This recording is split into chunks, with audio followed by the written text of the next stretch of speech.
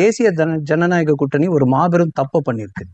அதாவது இந்த சட்ட திருத்த மசோதா என்ன அப்படின்னு சரியா மக்களுக்கு விவரிக்கவில்லையோ, குறிப்பாக எல்லா அசம்பிளிலையும் எம்எல்ஏக்களுக்கு எம்பிக்களுக்கு இதை விரிவாக்கம் செய்யலையோ அப்படின்ற ஒரு வருத்தம், ஒரு குழப்பம் நிகழ்ச்சி மூலமா மக்கள் தெரிஞ்சு.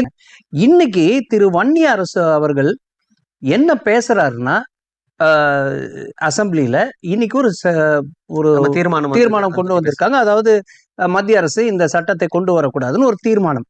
அதுக்கு 20 நிமிஷம் பேசுறாரு திரு வன்னியரசு அவர்கள். அவர் என்ன பேசுறாருன்னா, இது ஒரு கிறிஸ்துவ மதத்திற்கு எதிராக கொண்டு வரக்கூடிய ஒரு சட்டம் அப்படின்ற மாதிரி பேசுறாரு. அப்ப மக்கள் என்ன நினைப்பாங்க, என்ன இது கிறிஸ்துவ மதத்துல மட்டும்தான் ஃபண்ட் எடுத்துட்டு வராங்களா? இது அண்ணன் கூட சொன்னாரு.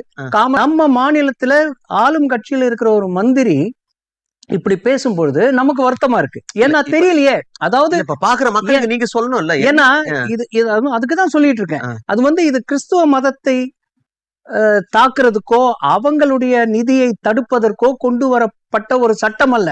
இந்த சட்டத்தை